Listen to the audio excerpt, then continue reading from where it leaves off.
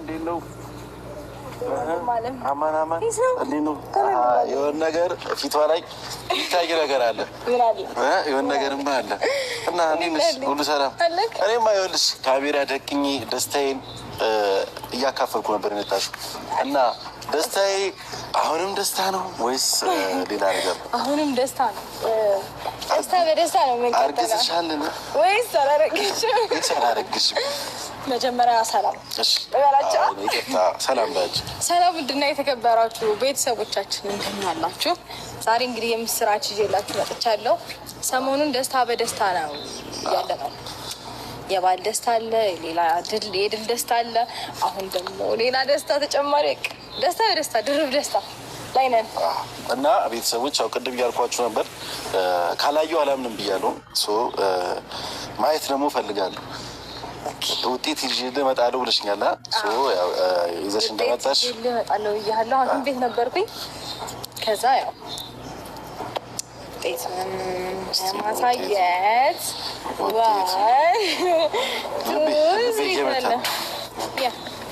አይዞህ ልብህ አይምታ የእኔ ወንድም ማሳያ አይደል?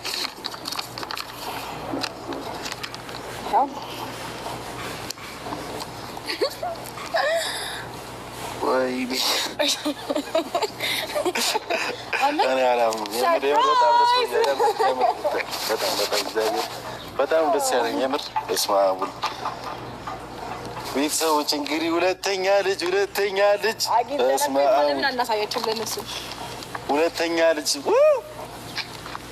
አብራ ያምር ይቻላል